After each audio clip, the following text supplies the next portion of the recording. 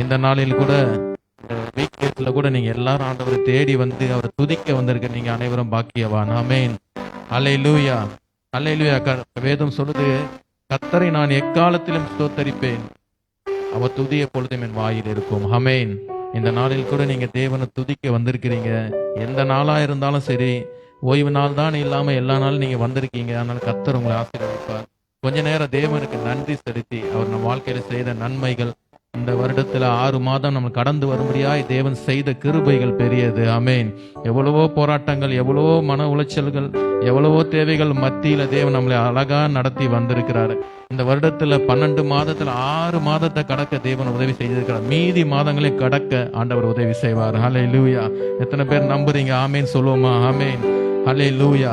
அவர் செய்த நன்மைகளை நினைக்கும் போது நமக்கு இந்த நாட்களே பத்தாது. அவ்வளவு நாட்கள் இன்னைக்கு நம்ம உயிரோடு இந்த இடத்துல நின்று கொண்டு இருப்பதும் அவர் செய்த நன்மை தான். அவர் செய்த நன்மை இல்லாம நிலைத்து நிற்கிறோம். இல்லைன்னா என்னைக்கோ நம்ம மண்ணுக்குள்ள போயிருப்போம். ஆனா இந்த பூமியில நம்ம சுவாசித்து அந்த நடமாடி கொண்டிருப்பது கர்த்தருடைய கிருபை. ஹல்லேலூயா. கொஞ்ச நேரம் உங்க பாடல் புத்தகத்துல 1039வது பாடலை பாடி தேவனுடைய நாமத்தை அப்படியே மகிமைப்படுத்துவோம், நன்றி செலுத்தி மகிமைப்படுத்துவோம்.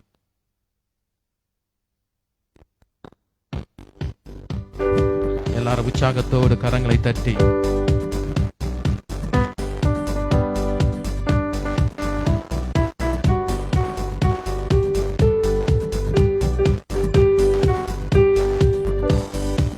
நீ செய்த நன்மைகளை நினைக்கின்றேன், கருத்தோடு நன்றி சொல்கிறேன்.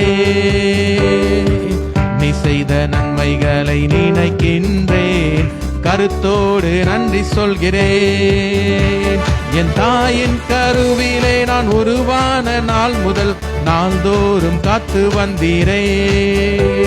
என் ஆசியாலே நான் சுவாசித்த நாள் முதல் நாள்தோறும் காத்து வந்தீரே. என் தாயின் கருவிலே நான் உருவான நாள் முதல் நாள்தோறும் காத்து வந்தீரே. என் ஆசியாலே நான் சுவாசித்த நாள் முதல் நாள்தோறும் காத்து வந்தீரே. நன்றி நன்றி பலி செலுத்தியே நாதன் இயேசுவையை பாடுவேன். கோடி நன்றி பலி செலுத்தியே ஜீவன் தந்தவரை பாடுவேன். சேர்ந்து சொல்றீங்களா? நன்றி நன்றி பலி செலுத்தியே நாதன் இயேசுவையை பாடுவேன். கோடி நன்றி பலி செலுத்தியே ஜீவன் தந்தவரை பாடுவேன். பாவியாக நான் வாழ்ந்து பாவம் செய்த நாட்களில் காத்து வந்தீரே. நான் உம்மை விட்டு தூரம் சென்று துரோகம் செய்த நாட்களில் மனதார காத்து வந்தீரே. பாவியாக நான் வாழ்ந்து பாவம் செய்த நாட்களிலும் நாள்தோறும் காத்து வந்தீரே. நான் உம்மை விட்டு தூரம் சென்று துரோகம் செய்த நாட்களிலும் நாள்தோறும் காத்து வந்தீரே. நன்றி நன்றி பலி செலுத்தியே நாதன் இயேசுவையை பாடுவேன். கோடி நன்றி பலி செலுத்தியே ஜீவன் தந்தவரை பாடுவேன். நன்றி நன்றி பலி செலுத்தியே நாதன் இயேசுவையை பாடுவேன். கோடி நன்றி பலி செலுத்தியே ஜீவன் தந்தவரை பாடுவேன்.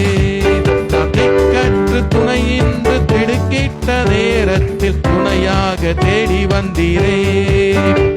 நான் துக்கத்தால் மனம் நொந்து மடிகின்ற நேரத்தில் மகன் என்னை தேடி வந்தீரே. நான் திக்கற்று துணை நின்று திடுக்கிட்ட நேரத்தில் துணையாக தேடி வந்தீரே. நான் துக்கத்தால் மனம் நொந்து மடிகின்ற நேரத்தில் மகன் என்னை தேடி வந்தீரே. நன்றி நன்றி பலி செலுத்தியே நாதன் இயேசுவையை பாடுவேன். கோடி நன்றி பலி செலுத்தியே ஜீவன் தந்தவரை பாடுவேன். சொல்லுவோமா? நன்றி நன்றி நன்றி பலி செலுத்தியே நாதன் இயேசுவையை பாடுவேன்.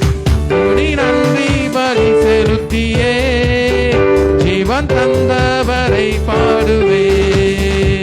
நீ செய்த நன்மைகளை நான் நினைத்து பார்க்கின்றேன், கருத்தோடு நன்றி சொல்கிறேன். நீ செய்த நன்மைகளை நான் நினைத்து பார்க்கின்றேன், கருத்தோடு நன்றி சொல்கிறேன். இணைந்து சொல்றீங்களா? நீ செய்த நன்மைகளை நான் நினைத்து பார்க்கின்றேன், கருத்தோடு நன்றி சொல்கிறேன். என் தாயின் கருவிலே நான் உருவான நாள் முதலாய் நாள்தோறும் காத்து வந்தீரே. என் ஆசியாலே நான் சுவாசித்த நாள் முதல் நாள்தோறும் காத்து வந்தீரே. என் தாயின் கருவிலே நான் உருவான நாள் முதல் நாள்தோறும் காத்து வந்தீரே. என் ஆசியாலே நான் சுவாசித்த நாள் முதல் நாள்தோறும் காத்து வந்தீரே. நன்றி நன்றி பலி செலுத்தியே நாதன் இயேசுவையை பாடுவேன். கோடி நன்றி பலி செலுத்தியே ஜீவன் தந்தவரை பாடுவேன். நன்றி நன்றி பலி செலுத்தியே நாதன் இயேசுவையை, கோடி நன்றி பலி செலுத்தியே ஜீவன் தந்தவரை பாடுவேன். ஹல்லேலூயா, ஹல்லேலூயா. தேவன் நம்மை எல்லா நேரத்துகளையும் பாதுகாத்து நடத்தி வந்திருக்கிறார். ஹல்லேலூயா. நன்றி சொல்வதற்கு தகுந்த ஒரு தேவன் நாம் வணங்கும் இயேசு கிறிஸ்து. ஹல்லேலூயா. அவர் எப்படிப்பட்ட தேவன்? ஒரு தாய் போல நம்மை பாதுகாக்கிற தேவன். ஆமென். ஒரு தாய் போல நம்ம மேல கண்ணோக்கமா இருக்கிற தேவன். ஹல்லேலூயா. நம்முடைய சூழ்நிலைகளை அறிந்த தேவன், எல்லா நேரத்திலையும் நம்மை சுற்றி சுற்றி பாதுகாத்து கொண்டு இருக்கிற தேவன்.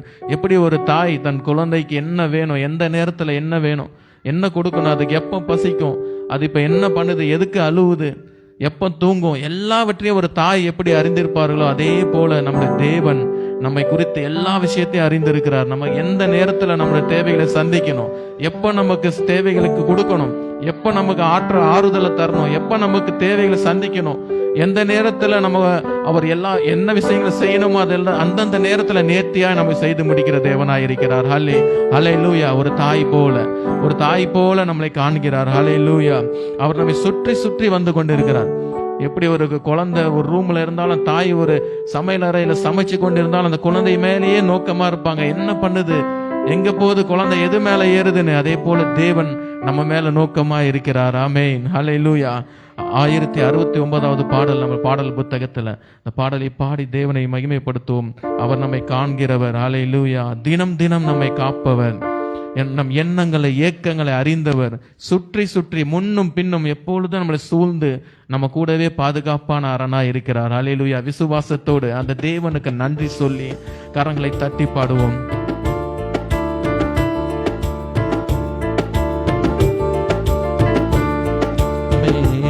என்னை காண்பவரே, தினம் காப்பவரே, என்னை காண்பவரே, தினம் காப்பவரே,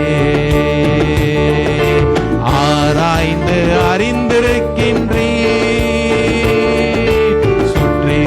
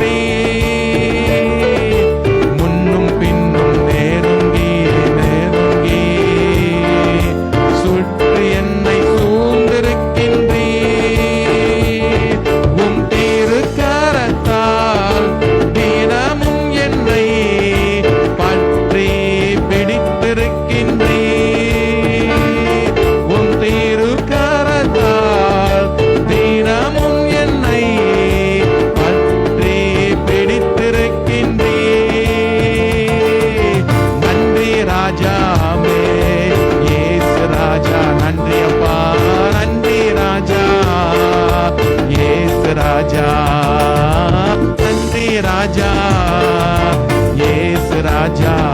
உள்ளத்திலிருந்து நன்றி ராஜா, முழு இதயத்தோடு சொல்லுவோமா? இயேசு ராஜா, என்னை காண்பவரே, தீனம் காப்பவரே, என்னை காண்பவரே, தீனம் காப்பவரே, நன்றி ராஜா, இயேசு ராஜா, நன்றி ராஜா, இயேசு ராஜா. நன்றி, நீ செய்த நன்மைகளுக்காக நன்றி தகப்பனே. ஒரு தாய் போல எங்களை பாதுகாத்த கிருபைக்காக நன்றி தகப்பனே. நன்றி அப்பா, நன்றி அப்பா, நன்றி அப்பா, நன்றி ராஜாமே, இயேசு ராஜா, நன்றி ராஜா, இயேசு ராஜா. ஹல்லேலூயா. ஒரு தாய் போல நம்மை பாதுகாத்த தேவன். ஹல்லேலூயா. அவருக்கே துதி கன மகிமை எல்லாம் அவருக்கே, நம்முடைய நன்றிகள் எல்லாம் அவருக்கே. ஹல்லேலூயா. ஆகார் சொல்கிறாள், என்னை கண்டவரை நானும் கண்டேன். ஹல்லேலூயா. அவர் நம்மை காண்கிற தேவன். இப்ப நாமும் அவரை காண போகிறோம். ஆமென். அவரை நோக்கி பார்க்க போறோம். அவரை நோக்கி பார்த்த முகங்கள் பிரகாசம் அடைந்தன. ஹல்லேலூயா. அவரை நோக்கி பார்த்த முகங்கள் வெட்கப்பட்டு போவதில்லை. ஆமென். அவரை நோக்கி பார்க்கும்போது நம்ம எல்லா இடத்துல தலை நிமிர்ந்து நிற்போம். தலை குனிய தேவனை விட மாட்டார். ஹல்லேலூயா. சொல்லுமா? உம்மைத்தான் நான் பார்க்கிறேன், பிரகாசம் அடைகின்றேன். உம்மைத்தான் நான் பார்க்கின்றேன், பிரகாசம் அடைகின்றேன். அவமானம் அடைவதில்லை அப்பா, நான் உமது பிள்ளை. அவமானம் அடைவதில்லை அப்பா, நான் உமது பிள்ளை. அப்பா, நான் உமது பிள்ளை. ஒரு நாளும் அவமானம் அடைவதில்லை அப்பா, நான் உமது பிள்ளை. ஒரு நாளும் அவமானம் அடைவதில்லை. நல்லவர் இனியவர் என் ஆண்டவர், நாளெல்லாம் சுவைத்து மகிழ்கின்றேன். சொல்லுங்க, நல்லவர் இனியவர் என் ஆண்டவர், நாளெல்லாம் சுவைத்து மகிழ்கின்றேன். உண்மையாய் கர்த்தரை தேடும் எனக்கு, உண்மையாய் கர்த்தரை தேடும் எனக்கு, ஒரு நன்மையும் குறைவதில்லையே. ஆமென். ஒரு நன்மையும் குறைவதில்லையே. ஆமென். ஹல்லேலூயா. யாரெல்லாம் தேவனை உண்மையாய் தேடுறீங்களோ அவங்களுக்கு ஒரு நன்மை கூட குறைவுபடாது. ஹல்லேலூயா. தேவனை எப்படி தேடணும்? உண்மையாய் தேடணுமா? முழு இதயத்தோடு 100% ஆண்டவர் மேல நம்பிக்கையோடு தேவனை இனிமையானவரா தேடும் போது நிச்சயமாக நம்ம வாழ்க்கையில ஒரு நன்மை குறைபடாது. இன்னொரு முறை சொல்லலாமா? நல்லவர் இனியவர் என் ஆண்டவர், நாளெல்லாம் சுவைத்து மகிழ்கின்ற. எல்லாரும் கரங்களை தட்டி, நல்லவர் இனியவர் என் ஆண்டவர், நாளெல்லாம் சுவைத்து மகிழ்கின்ற. இன்னொரு முறை சொல்லலாமா? நல்லவர் இனியவர் என் ஆண்டவர், நாளெல்லாம் சுவைத்து மகிழ்கின்றேன். உண்மையாய் கர்த்தரை தேடும் எனக்கு, உண்மையாய் கர்த்தரை தேடும் எனக்கு, ஒரு நன்மையும்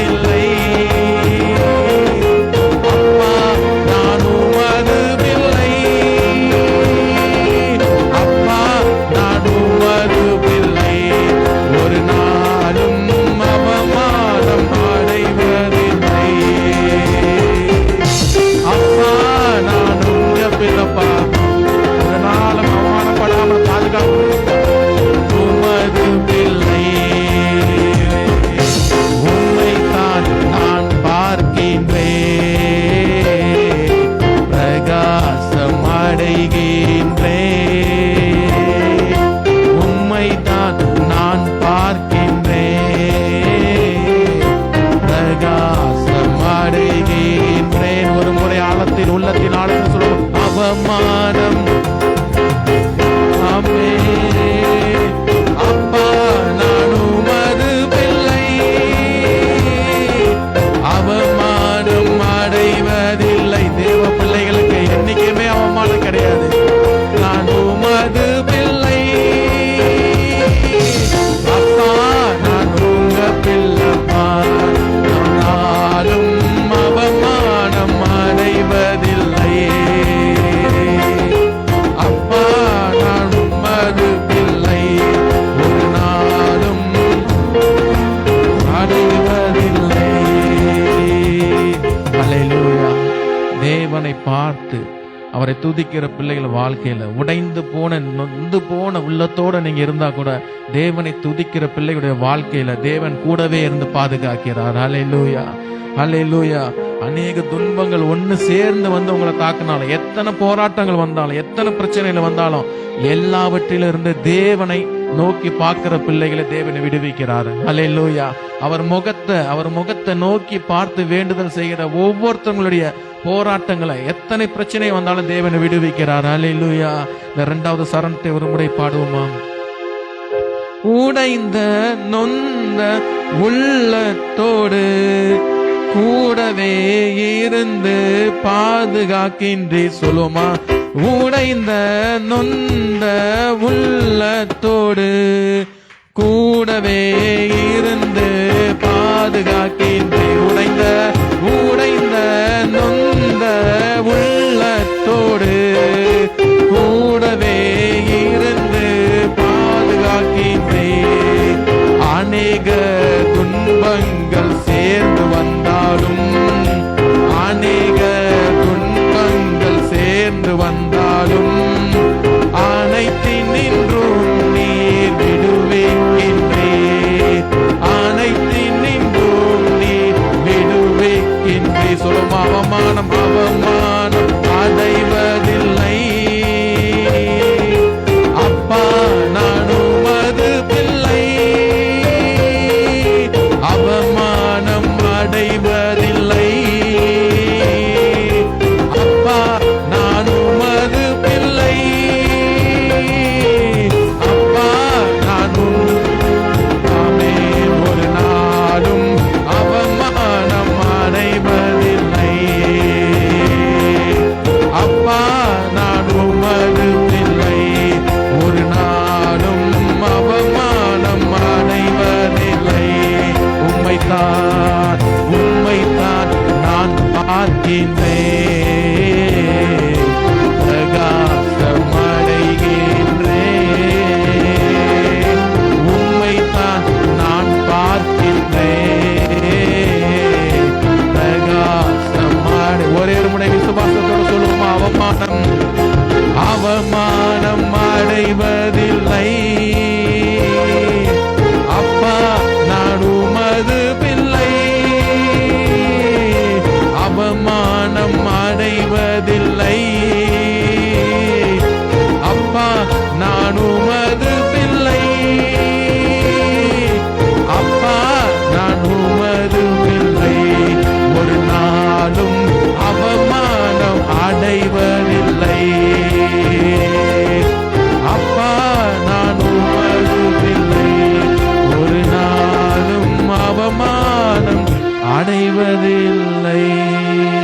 அவமானம் அடைவதில்லை. விசுவாசத்தோடு சொல்லுமா? அப்பா நான் உமது பிள்ளை,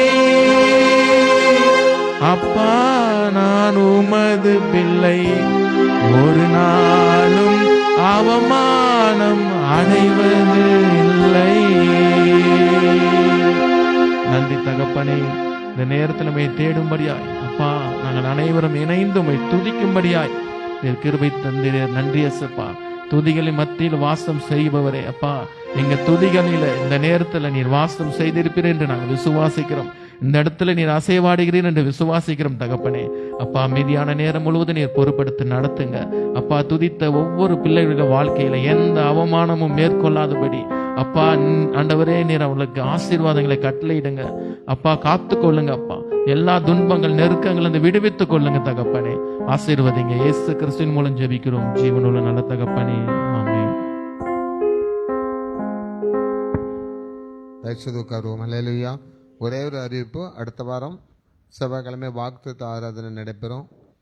நம்ம வந்து இப்போ பிள்ளைங்களுக்கு ஸ்கூல் டைம் அப்படிலாம் இருக்கனால கொஞ்சம் சீக்கிரமாக முடிச்சிடணும் அப்படின்ட்டு பிளான் பண்ணியிருக்கோம். அதனால் நீங்கள் சீக்கிரமாக வந்தீங்கன்னா, ஏன்னா ஜெப குறிப்பு கொடுத்தோன்னா ஜெபக்கிற கூட ஆள் இல்லைன்னா எப்படி இருக்குன்னு யோசிச்சு பாருங்களேன். அதனால் அடுத்த வாரம் கொஞ்சம் சீக்கிரமாக வர்றதுக்கு ட்ரை பண்ணுங்கள். படிக்கணும் அப்படின்னு எதாவது பொறுப்பு இருக்கும், அதெல்லாம் நாங்கள் ஒன்றும் சொல்லலை.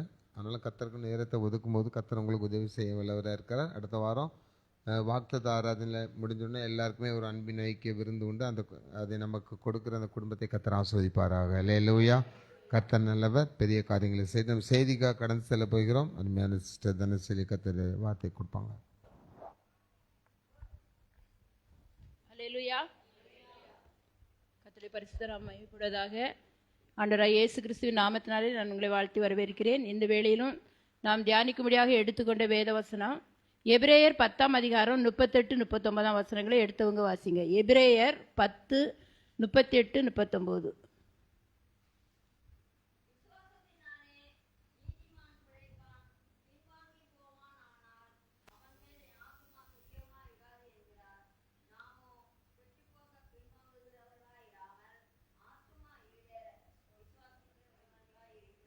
ஹல்லேலூயா.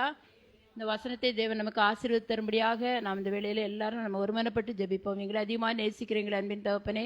ஆண்டவர், இந்த வார்த்தைகளுக்காக நாங்கள் நமக்கு நன்றி செலுத்துகிறோம் அப்பா. விசுவாசத்தை பற்றிய வார்த்தைகளை நாங்கள் தியானிக்கும் போது அந்த விசுவாசம் எங்களுடைய வாழ்க்கையிலும் கர்த்தாவே ராஜா நிலைத்திருக்க நீங்கள் எங்களுக்கு உதவி செய்யுங்கப்பா. விசுவாசத்தை நாங்கள் ஒவ்வொருவரும் பிழைக்க நீர் எங்களுக்கு அனுக்கிரகம் செய்ய முடியாது ஜெபிக்கிறோம். இயேசு கிறிஸ்துவின் மூலம் ஜெபிக்கிறோம் பிதாவே, ஆமென். விசுவாசத்தினாலே நீதிமான் பிழைப்பான். அப்போ விசுவாசம் இருந்தால் தான் நம்முடைய வாழ்க்கையில் நம்ம வெற்றி அடைய முடியும். எபிரேயர் 11ஆம் அதிகாரத்தை நம்ம எடுத்து பார்த்தோம்னா அந்த அதிகாரம் முழுசுமே விசுவாசத்தை பற்றிய காரியங்கள் தான் சொல்லப்பட்டிருக்கும். விசுவாசத்தினாலே யார் யார் என்னென்ன காரியங்களை ஜெயித்தார்கள், முடியாத காரியங்களை முடிய செய்கிற தேவன் நம்முடைய தேவன். விசுவாசத்தினால் வராத யாவும் பாவமேன்னு வேதம் சொல்லுது. அப்புறம் விசுவாசம் இல்லாமல் தேவனுக்கு பிரியமாக இருப்பது கூடாத காரியம். அப்போ தேவனுக்கு பிரியமுள்ளவர்களாக நாம் நடக்க வேண்டுமானால் நமக்கு என்ன வேணும்? தேவன் மேல் ஒரு நல்ல ஒரு விசுவாசம் நமக்கு வேணும், ஒரு நல்ல உறுதியான விசுவாசம் வேணும். ஆண்டவர் சொல்றாரு, கடுகு விதையில விசுவாசம் இருந்தா நீங்க இந்த மலையை பார்த்து பெயர்ந்து சமுத்திரத்தில் தள்ளுண்டு போன்னு சொன்னா கூட அது அவர்களுக்கு உண்டாகும்னு சொல்லியிருக்கு. அப்ப கடுகு விதையில விசுவாசம்னா கொஞ்சம் விசுவாசம் இருந்தா போதும் அப்படிங்கிறது இல்லை. நம்முடைய விசுவாசம் எப்படி இருக்கணும்? பூரண விசுவாசமா இருக்கணும், உறுதியான ஒரு விசுவாசமா இருக்கணும். கடுகு விதையை எடுத்து பாருங்க, எந்த ஒரு கடுகுலையும் அப்படியே சப்பி போய் அப்படிலாம் இருக்காது. எல்லாம் எப்படி இருக்கும்? நல்ல உருண்டையா இருக்கும். பெருசாக இருந்தாலும் சரி, சின்ன சைஸில் இருந்தாலும் சரி, அந்த கடுகு எப்படி இருக்கும்? திரட்சியாக நல்லா தான் இருக்கும். அதான் சொல்லுவாங்க பழமொழி, கடுகு சிறுத்தாலும் காரம் கெட்டு போகாதுன்னு சொல்லுவாங்க. அப்போ நம்முடைய விசுவாசம் எப்படி இருக்குன்னா, கடுகை போல கடுகளவு விசுவாசம் இருந்தால், அதாவது பூரண விசுவாசம் நமக்கு இருந்தால் நம்ம எந்த ஒரு காரியத்தை பார்த்து நம்ம எதை செய்தாலும் அது நமக்கு என்ன செய்யும்? வாய்க்கும். அதாவது விசுவாசம்னா என்ன? சனிக்கிழமை பாஸ்டிங் பிரேயருக்கு வந்தவங்களுக்கு தெரியும். அந்த பிரதர் சொன்னாங்க, அந்த பாஸ்டர் ரிச்சர்டு சொன்னாங்க, விசுவாசம் என்னது? நம்பப்படுகிற உறுதியும் காணப்படாதவர்களின் நிச்சயமா இருக்கிறது. ஒருவேளை அது நமக்கு என்ன செய்யாது? நம்பவே முடியாது. நமக்கு நடக்குமான்னு நம்ம என்ன செய்ய முடியாது? நம்பவே முடியாது. அப்படிப்பட்ட ஒரு சூழ்நிலையில் நம்ம என்ன செய்யணும்? தேவனால இது எனக்கு கூடுன்னு நம்ம என்ன செய்யணும்? விசுவாசிக்கணும். அதை நம்ம என்ன செய்ய முடியாது? நம்ம விசுவாசிக்கும் போது அதை நம்ம பார்க்க முடியாது. நம்மளால என்ன செய்ய முடியாது? பார்க்கல. ஆனாலும் என்ன செய்யணும்? தேவன் எனக்கு இதை செய்வார் என்ற ஒரு நம்பிக்கையோட உறுதியாக நம்ம காத்திருக்கும் போது அந்த விசுவாசத்தின்படி தேவன் நமக்கு என்ன செய்வார்? எல்லா காரியங்களையும் நமக்கு வாய்க்க செய்வார்னு சொல்லப்பட்டிருக்குது. எபிரேயர் 11:1 யாராவது வாசிங்க.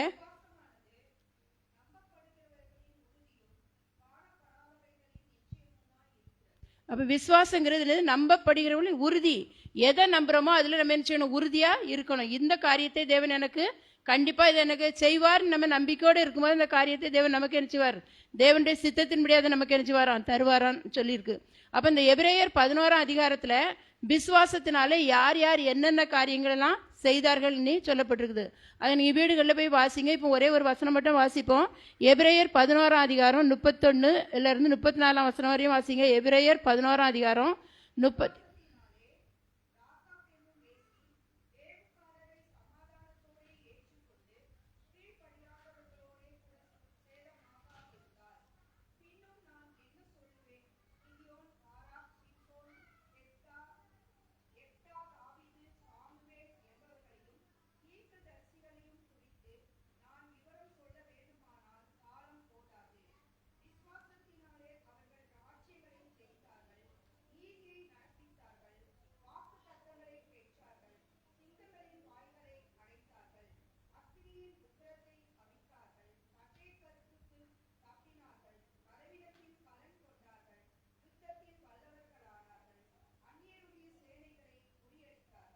அல்லேலூயா.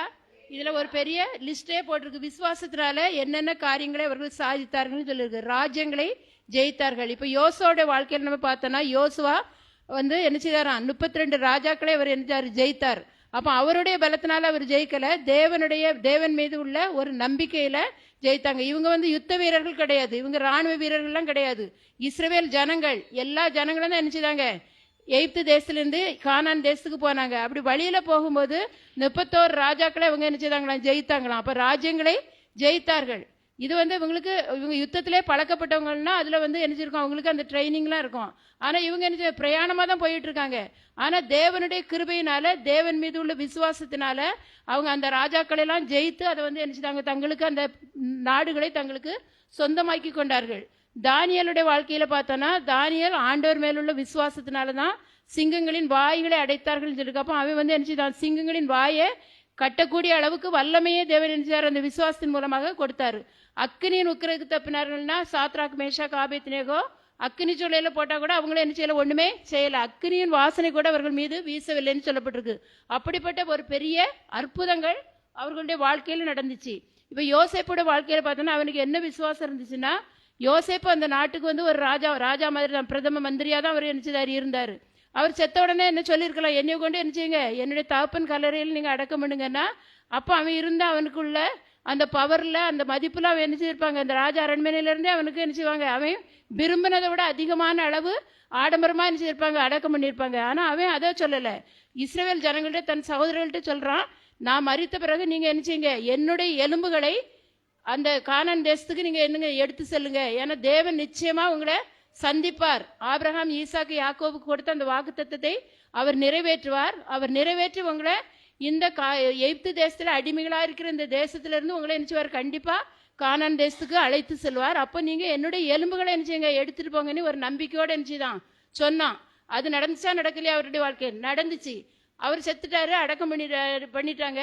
அப்புறம் மோசே வந்து நினைச்சுதான் புறப்பட்டு எகிப்து தேசத்துல இருந்து புறப்பட்டு போகும்போது எத்தனை வருஷம் அவங்க அடிமைகளா இருந்தாங்கன்னா, 430 வருஷம் அடிமைகளா இருந்தாங்களாம். அப்ப அந்த 430 வருஷத்துக்கு பிறகு ஆண்டவர் அவர் சொன்ன வார்த்தையை நிறைவேற்றினார். அப்ப அந்த யோசேப்புடைய விசுவாசத்தின்படி அவனுடைய எலும்புகளை மோசே என்ன செய்தான், எடுத்துட்டு போனான். அப்ப மோசே காலத்துல, யோசேப்பின் காலத்துல மோசே வாழல. எத்தனையோ ஆண்டுகளுக்கு, 350 ஆண்டுகளுக்கு பிறகுதான் அவர் வாழ்ந்திருப்பாரு. அப்படின்னா கூட அவருக்கு எப்படி தெரியும்?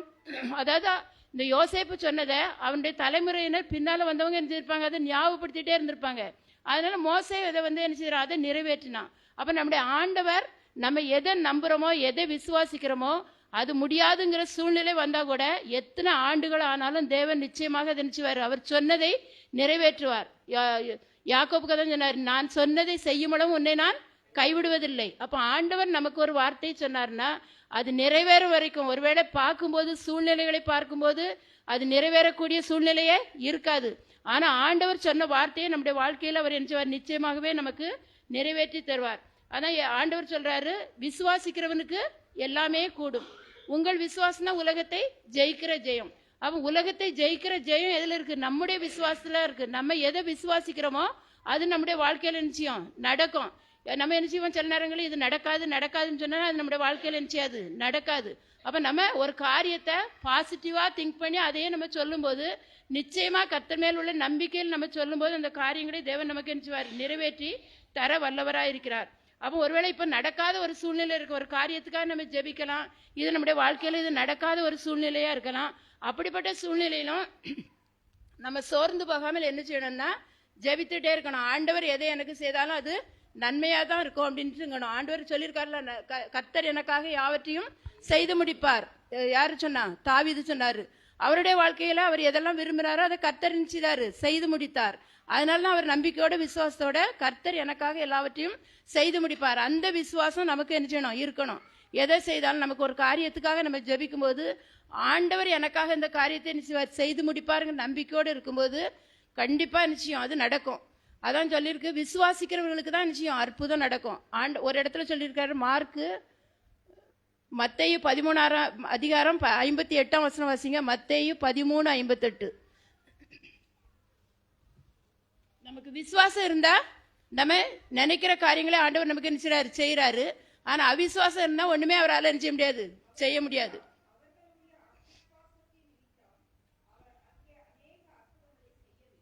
அப்ப அவர்களுடைய அவிசுவாசம், அந்த ஜனங்களுடைய அவிசுவாசத்தின் நிமித்தம் அவர் அநேக அற்புதங்களை செய்யவில்லை. அப்ப நம்முடைய வாழ்க்கையில் அற்புதம் நடக்கல, நம்ம விரும்புகிற காரியம் நமக்கு நடக்கலைன்னா அது என்ன, யார் காரணம்? நம்ம தான் காரணம். நம்முடைய அவிசுவாசம் தான் காரணம். அவிசுவாசம் இருக்கும்போது ஆண்டவரால என்ன செய்ய முடியாது, செய்ய முடியாது. அவர் எல்லாத்தையும் செய்ய சர்வ வல்லமையுள்ளவர் தான். ஆனா நம்முடைய வாழ்க்கையில அவிசுவாசம் காணப்பட்டால் அந்த ஆண்டவரால் நமக்கு என்ன செய்ய முடியாது, அற்புதம் செய்ய முடியாது.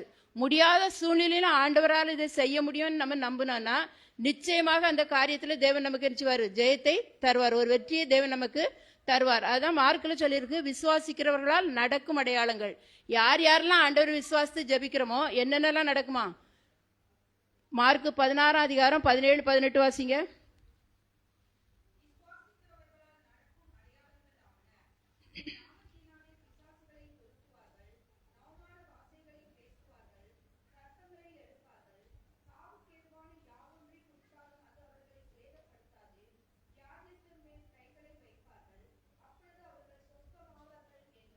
ஹல்லேலூயா.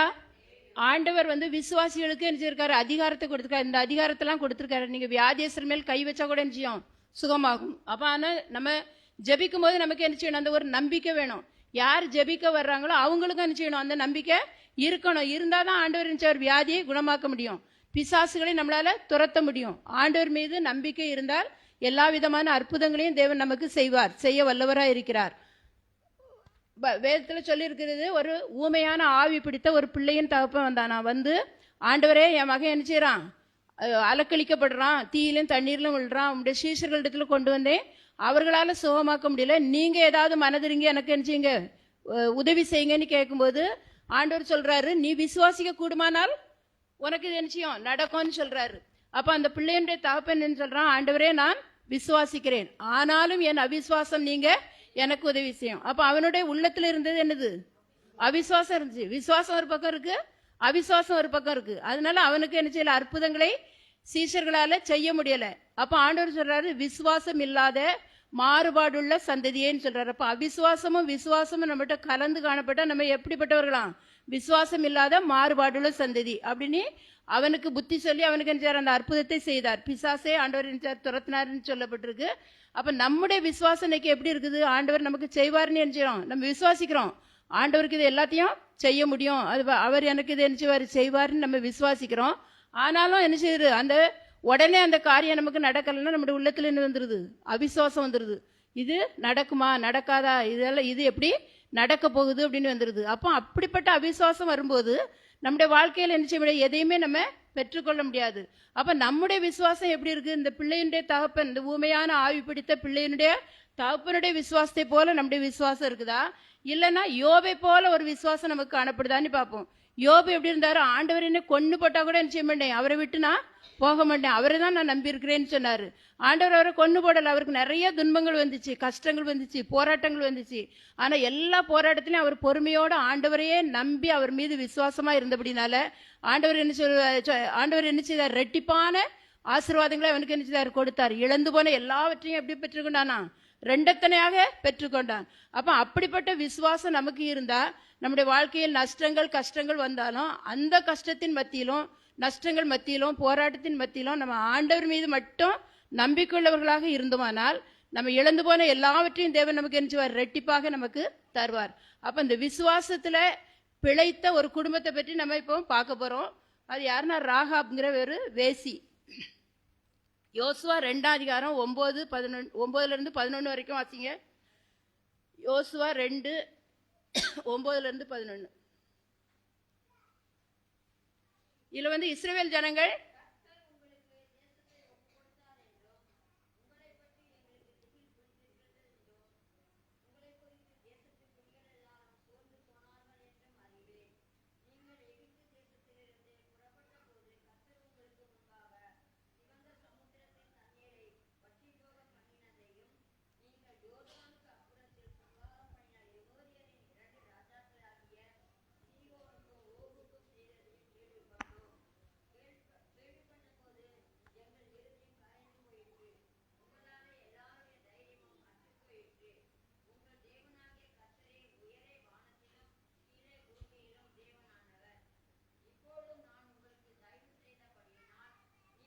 போதும் சிஸ்டர்.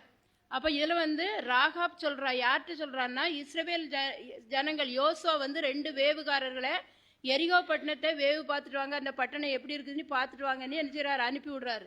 அந்த வேவுகாரரை இந்த வேசியாகிய ராகாப் என்ன செய்யறான்னா அவர்களை சமாதானத்தோட ஏற்றுக்கொண்டு இந்த வார்த்தையை சொல்றா. அதாவது என்னது, உங்க தேவனை பற்றி நாங்க என்ன செய்தோம், கேள்விப்பட்டோம். அவ வந்து இஸ்ரவேல் தேசத்தை சேர்ந்தவட அல்ல, ஆண்டவருடைய பிள்ளையும் அல்ல. அவ வந்து என்னது, ஒரு பாவத்துல வாழ்ந்து கொண்டிருக்கிற ஒரு சகோதரி. அவ என்ன செய்றா, தேவனுடைய மகத்துவங்களை மற்றவர்கள் சொல்ல என்ன செய்தா, கேள்விப்பட்டு ஆண்டவர் என்ன செய்தா, விசுவாசத்தினால இதை சொல்றா. உங்க ஆண்டவர் செய்த காரியங்கள் எல்லாம் நாங்க என்ன செய்தோம், கேள்விப்பட்டோம். அதனால எங்கள் இருதயம் எப்படி போச்சு, தண்ணீரை போல கரைஞ்சு போச்சு அப்படின்னு சொல்றா.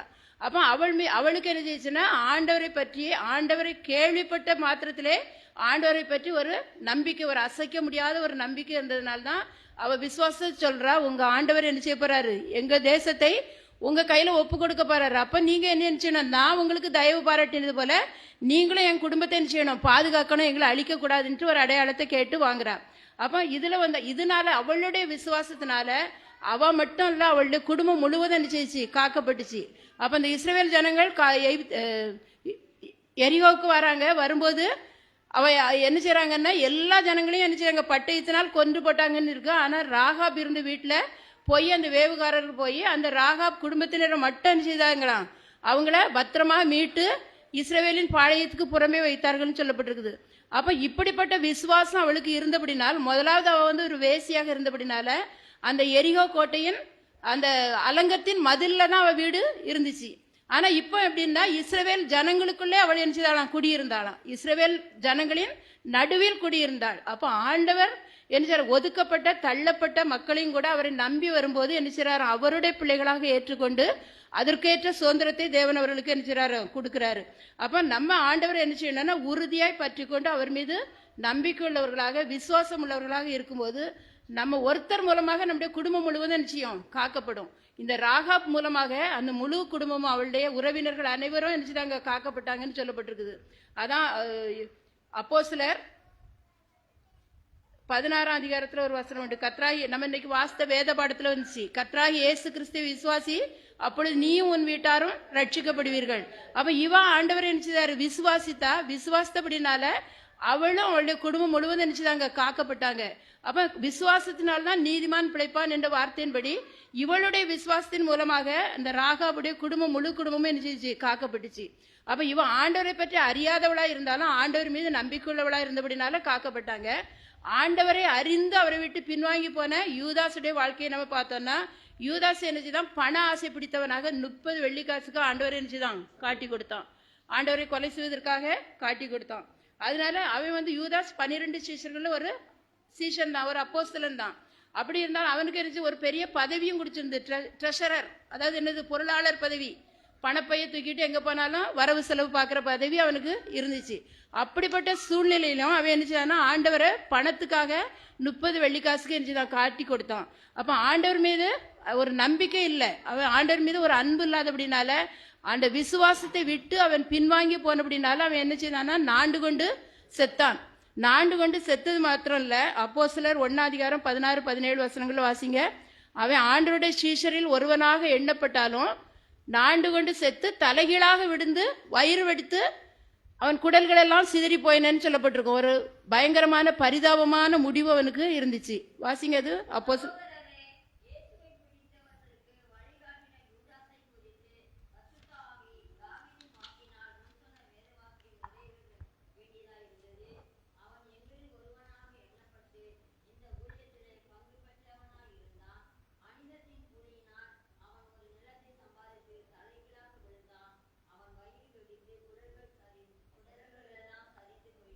ஹல்லேலூயா. நாண்டு கொண்டு சாவறவங்க கயிறு போட்டு செத்தாங்கன்னா அந்த என்ன செய்யும், அந்த சங்கு தான் என்ன செய்யும், அறுபட்டு அப்படியே இருப்பாங்க. ஆனா இவனுக்கு என்ன சொல்லியிருக்கு, தலைகீழாக விழுந்து வயிறு வெடித்து குடல்கள் எல்லாம் சரிந்து போயின. அப்படி ஒரு பரிதாபமான முடிவுக்கு அவன் ஆளானான். காரணம் என்ன, ஆண்டவருடைய வல்லமையை, ஆண்டவருடைய அன்பை, அவருடைய பற்றி எல்லா காரியங்களையும் தெரிந்திருந்தும் கூட அவன் என்ன செய்தான், விசுவாசம் இல்லாம என்னது, தன் பண ஆசையினால எல்லாத்தையும் இழந்து போயிட்டான்.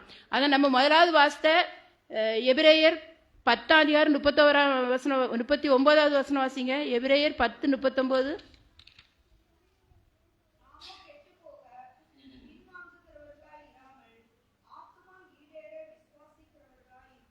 அப்போ இவன் வந்து என்ன செய்தான்னா கெட்டு போகிறதுக்கு அவன் ஆத்மா கெட்டு போகிறதுக்கு பின்வாங்கி போனதுனால அவன் என்ன செய்தான், மரணத்தை சந்தித்தான். அப்போ அவன் ஆத்மா எங்கே போயிருக்கோம், பரலோகத்துக்கு போகுமா, போகாது, நரகத்துக்கு தான் அவன் போயிருப்பான். அப்போ அவன் ஆத்மா என்ன செய்ச்சு, கெட்டு போயிட்டு. ஆத்மா தான் நமக்கு என்னது விலையேற பெற்றதுன்னு சொல்லப்பட்டிருக்கு. சரீரம் மரித்து போயிடும், சரீரத்தை அடக்கம் பண்ணிடுவாங்க, அழிந்து போயிடும். நம்முடைய ஆவியும் என்ன செய்யும், ஆண்டவர்கிட்டத்தில் போயிடும். ஆனால் அந்த ஆத்மா தான் விலையேற பெற்றது. இதுதான் என்னது, அழிவில்லாதது. இதுதான் என்னது, நித்திய காலமாக வாழக்கூடியது. அப்படிப்பட்ட அந்த ஸ்லாக்கியத்தை அவன் என்ன செய்தான், இழந்து போயிட்டான். அப்போ ஆத்மா ஈடேற முடியாமல் ரட்சிக்கப்படாமல் அவன் என்ன செய்தான்னா, ஆத்மா கெட்டு போகிறதுக்கு அவன் என்ன செய்தான், பின்வாங்கி போயிட்டான். அப்படிப்பட்ட சூழ்நிலையில் நம்ம யார் என்ன செய்யக்கூடாது, இருக்கக்கூடாது. இந்த உலகத்தில் எவ்வளவு பாடுகள் வந்தாலும் எவ்வளவு தேவைகள் இருந்தாலும் ஆண்டவரை விட்டு பின்வாங்க மறுதளிக்காம ஆண்டவரோடு இருக்கும்போது நம்முடைய ஆத்மாவை தேவன் ரட்சிக்க வல்லவராக இருக்கிறார். என்ன ஒரே ஒரு சம்பவம் பார்த்து முடிப்போம். அதாவது பேதுரு அப்போஸ்தலனை பற்றி பார்க்கும்போது அவரும் 12 சீஷர்களில் ஒருத்தர் தான். ஆனால் அவர் வந்து என்ன சொன்னார்னா, ஆண்டவர்கிட்ட முதலாவது சொல்கிறாரு, உமக்காக என்னுடைய ஜீவனை கூட நான் கொடுப்பேன்னு சொன்னார். அப்போ இயேசுவானவர் என்ன சொல்கிறாரு, சேவல் கூவுகிறதுக்கு முன்னே நீ என்னை 3 தடவை மறுதளிப்பாய். இவன் சொல்கிறான், இல்லை நாவுமே மறுதளிக்கவே மாட்டேன்னு சொன்னாலும் ஒரு சூழ்நிலை வரும்போது எனக்கு இயேசுவை பிடித்து கொண்டு போன உடனே பயந்து என்ன செஞ்சிட்டான், இவர் யாருன்னே எனக்கு தெரியாதுன்னு சொல்லி மறுதளிச்சான். ஆனாலும் ஆண்டவர் சொன்ன வார்த்தையை 3வது தடவை மறுதளிக்கும் போது இயேசுவானவர் கட்டப்பட்டவராக இருந்தால் கூட பேதுருவை என்ன செய்தாரான், திரும்பி பார்த்தார். அவர் பார்த்த அந்த ஒரு வார்த்தையில அவன் என்ன செய்தான், மனம் திரும்பினான். அவனுடைய மனஸ்தாவப்பட்டான். மனசுல உணர்வடைந்து, பாவ உணர்வடைந்து அழுது ஆண்டவர்கிட்ட மன்னிப்பு கேட்டபடினால தேவன் அவன் என்ன செய்தாரு, மன்னிச்சுட்டாரு. அப்ப இதே மாதிரி நம்முடைய வாழ்க்கையிலும் கூட நம்ம என்ன செய்யலாம், ஆண்டவரை விட்டு பின்வாங்கி போயிட்டோம், இல்லைன்னா ஏதாவது ஒரு சூழ்நிலையில ஆண்டவரை வேதனைப்படுத்திட்டோம்னா நம்ம என்ன செய்யறோம், அப்படியே சோர்ந்து போய் அப்படியே ஆண்டவரை விட்டு பின்வாங்கியே போயிடக்கூடாது.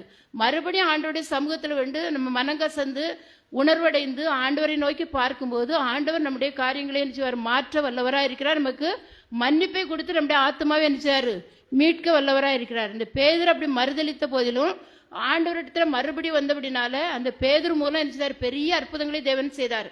மரித்தவர்களை கூட ஆண்டவர் என்ன செய்தார், பேதுரு மூலமாக உயிரோடு எழுப்பினார். அப்புறம் அவருடைய ஒரு பிரசங்கத்தை கேட்டு 3000 பேர் 5000 பேர் நினைச்சாங்க, ரட்சிக்கப்பட்டாங்க. அப்படிப்பட்ட ஒரு ரட்சிப்பின் சுவிசேஷத்தை அறிவிக்கிற ஒரு சீசனாக பேதுருவை தேவன் நினைச்சார், மாற்றினார். அதனால அதே போல நம்முடைய வாழ்க்கையிலும் கூட நம்ம சில சூழ்நிலைகளை நம்ம ஆண்டவரை நினைச்சிருப்போம், மறுதளிச்சிருப்போம், ஆண்டவரை நினைச்சிருப்போம், முறுமுறுத்திருப்போம். இப்படிப்பட்ட சூழ்நிலை வந்தாலும் கூட ஆண்டவரை விட்டு விலகி விடாதபடி மறுபடியும் அவரிடத்துல நம்முடைய பாவங்களை அறிக்கையிட்டு அவரிடத்துல கேட்கும் போது தேவன் நம்முடைய பாவங்களை மன்னித்து நமக்கு நினைச்சாரு, ரட்சிப்பை கொடுக்கிறார். அந்த வசனத்தின்படி நம்முடைய ஆத்மா ஈடேறும்படியாக நமக்கு நினைச்சாரு, ஒரு விசுவாசத்தை தேவன் தருகிறார். அப்படிப்பட்ட விசுவாசம் இருந்தால் தான் மறுபடியும் தேவனிடத்தில் நம்ம நினைச்ச முடியும், வர முடியும். நம்முடைய ஆத்மா அழியாதபடி தேவன் நம்மை பாதுகாக்க அவர் வல்லவராக இருக்கிறார்.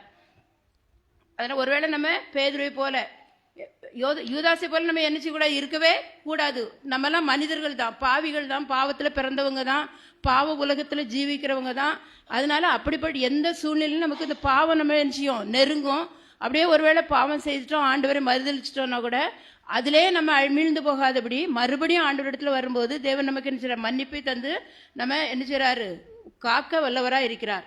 ஒருவேளை ஆதி நம்ம ரட்சிக்கப்பட்ட புதுசில் நம்ம என்ன செய்யிருப்போம், ரொம்ப ஜெபம் பண்ணியிருப்போம், ரொம்ப விசுவாசத்தில் உறுதியாக இருந்திருப்போம். ஆனால் நாளாக கஷ்டம் வரும்போது நம்ம என்ன செய்கிறோம், கொஞ்சம் கொஞ்சமாக பின்வாங்கி ஜெபிக்க முடியாதபடி, வேதம் வாசிக்க முடியாதபடி, ஆண்டவருடைய அன்பில் நிலைத்திருக்க முடியாத ஒரு சூழ்நிலை நம்ம வாழ்ந்தால் கூட நம்ம மறுபடியும் ஆண்டவரிடத்தில் திரும்பி பேதுருவை போல ஆண்டவரிடத்தில் திரும்பி வரும்போது தேவன் நம்ம என்ன செய்வார், அவரிடத்தில் ஒப்பு கொடுக்கணும். ஆண்டவரே, இந்த இப்படிப்பட்ட காரியங்களை நான் செய்துட்டு எனக்கு என்ன செய்யணும், விடுதலை தரணும், என்னை எப்படியாவது மன்னித்து உம்முடைய பிள்ளையா ஏற்றுக்கொள்ளுன்னு நம்ம கேட்கும்போது நம்முடைய ஆத்மா கெட்டு போக விடாமல் அதை என்ன செய்வார், ரட்சிக்க தேவன் வல்லவராக இருக்கிறார். அப்போ நம்ம என்ன செய்யணும், நாமே நம்ம ஒப்பு கொடுக்கணும். ஒவ்வொரு நாள் நம்ம ஆராய்ந்து பார்க்கணும். நம்ம இந்த பகல் முழுதும் எவ்வளவோ வேலைகள் செய்கிறோம், எவ்வளவோ நம்ம அறியாத பாவங்கள் நம்ம இடத்துல இது காணப்படலாம். ஆனால் நம்ம படுக்கைக்கு போகும்போது ஆண்டவரே, இந்த நாளிலே உமக்கு பிரியமில்லாத என்ன காரியங்கள் இடத்தில் காணப்பட்டுச்சோ அதெல்லாம் நீங்கள் எனக்கு என்ன செய்யுங்க, உணர்த்துங்க.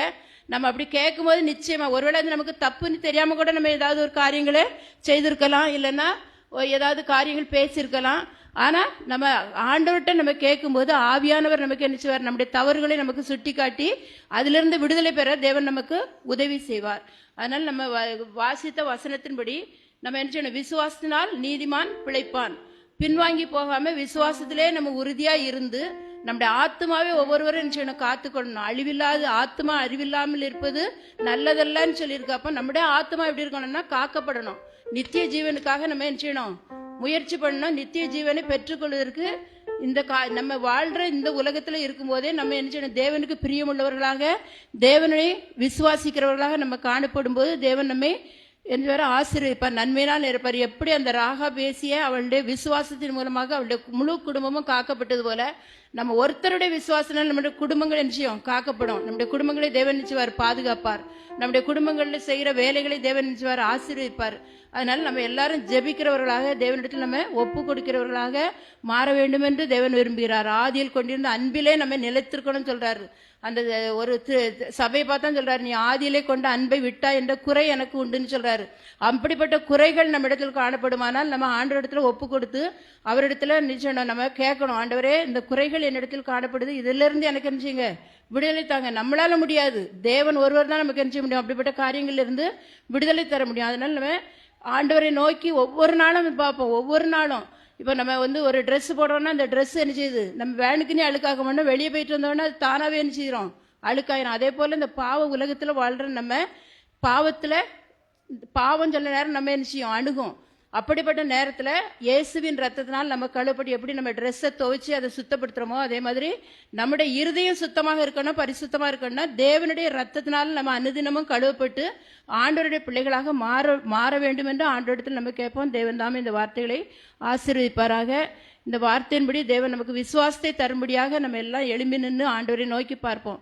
ஆண்டவரே, இந்த விசுவாசத்தை ராகாப்பு கேள்விப்பட்ட மாத்திரத்தில் தேவனை பற்றி கேள்விப்பட்டாள். அவள் ஆண்டவருடைய பிள்ளை அல்ல, ஆனாலும் அவளுடைய வார்த்தைக்கு ஆண்டவருடைய மகத்துவங்களை கேள்விப்பட்டு அவள் உடனடியாக என்ன செய்தா, அதை விசுவாசித்து தன்னுடைய முழு குடும்பத்தையும் பாதுகாத்து கொண்டாள். அதே போல ஆண்டவரே, நாங்களும் கூட உண்மை விசுவாசிக்கிற உங்களுடைய மகத்துவங்களை அனுதினமும் நாங்கள் கேட்கிறோம். பரிசுத்த வேதாகம் எங்களுடைய கரங்களிலே கொடுக்கப்பட்டிருக்குது, அதை அனுதினமும் நாங்கள் வாசிக்கிறோம். ஏசப்பா, எங்களுக்கு அந்த மகத்துவங்களை நாங்கள் புரிந்து கொள்ள, அதை நாங்கள் அதன்படி விசுவாசித்து நாங்கள் உங்களுடைய ஆசீர்வாதங்களை பெற்றுக்கொள்ள, எங்களுடைய குடும்பத்தினரை அழிவு நின்று நாங்கள் பாதுகாத்து கொள்ள தேவன் எங்களுக்கு உதவி செய்யும் என்று சொல்லி இந்த வேளையில நம்ம எல்லாரும் ஆண்டவரை நோக்கி பார்ப்போம். எங்களை அதிகமாக நேசிக்கிற எங்கள் அன்பின் தகப்பனே, ஆண்டவரே, இந்த வேலைக்காக நாங்கள் நமக்கு நன்றி செலுத்துறோம். அப்பா, ஆண்டவரே, விசுவாசத்தினாலே நீதிமான் பிழைப்பான் என்று சொன்ன தேவனே, எங்களுடைய ஆத்மா கெட்டு போக நாங்கள் பின்வாங்கிறவர்களாக இருக்கக்கூடாது தகப்பனே. ஆண்டவரே, எங்கள் ஆத்மா ஈடேற நாங்கள் கத்தாவே விசுவாசம் உள்ளவர்களாக மாற எங்கள் ஒவ்வொருவருக்கும் திட விசுவாசத்தை தாங்கப்பா, பூரண விசுவாசத்தை எங்கள் ஒவ்வொருவருக்கும் நீங்க தாங்க ராஜா. விசுவாசம் உள்ளவர்களாய் ஜெபத்திலே நீங்கள் எதை கேட்டாலும் அதை நான் செய்வேன் என்று வாக்கு கொடுத்தீரே ராஜா. அந்த வார்த்தையின்படி கத்தாவே ராஜா, இந்த நாளிலே உண்மை நம்பி வந்த பிள்ளைகள் எதையெல்லாம் கத்தாவே உம்மிடத்தில் வாஞ்சியோடு விசுவாசத்தோடு கேட்டிருக்கிறார்களோ அந்த ஒவ்வொரு ஜெபத்துக்கும் நீங்க பதில் தர முடியாது ஜெபிக்கிறோம் கத்தாவே. பலவீனமாய் வந்த ஒவ்வொருவரையும் நீங்க பலப்படுத்துங்க ராஜா. ஆண்டவரே, குடும்பங்களிலே என்ன போராட்டங்கள், சமாதான குறைவான காரியங்கள் காணப்பட்டாலும் என் தேவனே கத்தாவே, உண்மை நம்பி வந்திருக்கிறவர்கள் கத்தாவே ராஜா, குடும்பங்களிலே ஒரு ஆசீர்வாதத்தை நீ கட்டளையிட முடியாது ஜெபிக்கிறோம் கத்தாவே. பொருளாதாரத்திலே குறைவுகளோடு காணப்படலாம்ப்பா, கடன் பிரச்சனையோடு காணப்படலாம் தகப்பனே. ஆண்டவரே, உம்மீது விசுவாசமா வந்திருக்கிற ஒவ்வொருடைய வாழ்க்கையில் இருக்கிற குறைகளை மாற்றி கத்தாவே நிறைவே கட்டளையிடுங்கப்பா. வியாதியா இருக்கிற ஒவ்வொருவருக்கும் கத்தாவே ராஜா, விசுவாசம் உள்ள ஜெபம் பிணியாளியை ரட்சிக்கும் என்று சொன்ன வார்த்தையின்படி கத்தாவே ஒவ்வொருவரையும் நீங்க சுகப்படுத்த முடியாது ஜெபிக்கிறோம் அப்பா. ஒவ்வொருடைய பலவீனங்களும் உடைய பலன் பூரணமாய் விளங்க முடியாது ஜெபிக்கிறோம் அப்பா. படிக்கிற பிள்ளைகளுக்கு வேண்டிய விசேஷத்தை ஞானத்தை நீங்க கொடுக்க முடியாது ஜெபிக்கிறோம் அப்பா.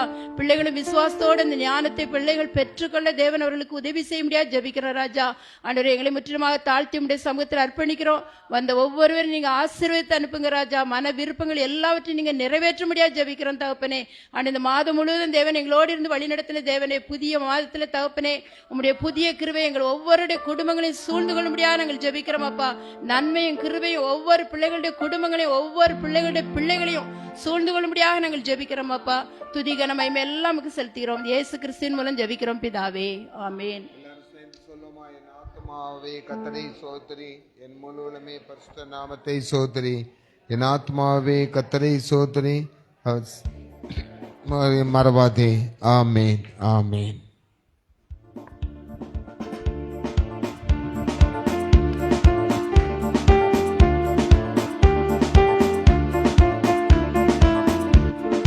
புதிய நாளுக்குள் என்னை நடத்தும், புதிய கிருபையால் என்னை நிரப்பும். புதிய நாளுக்குள் என்னை நடத்தும், புதிய கிருபையால் என்னை நிரப்பும். புது கிருபை தாரும் தேவா, புது பலனை தாரும் தேவா, புது கிருபை தாரும் தேவா, புது பலனை தாரும் தேவா. புதிய மாதத்துக்குள் என்னை நடத்தும், புதிய கிருபையால் என்னை நிரப்பும். ஆரம்பம் அற்பமானாலும் முடிவு சம்பூர்ணமா, ஆரம்பம் அற்பமானாலும் முடிவு சம்பூர்ணமா. குறைவுகள் நிறைவாகட்டும், எல்லா குறைவுகள் நிறைவாகட்டும். என் வறட்சி செழிப்பாகட்டும், என் வறட்சி செழிப்பாகட்டும். புது கிருபை தாரும் தேவா, புது பலனை தாரும் தேவா, புது கிருபை தாரும் தேவா, புது பலனை தாரும் தேவா. புதிய மாதத்திற்குள் என்னை நடத்தும், புதிய கிருபையால் என்னை நிரப்பும்.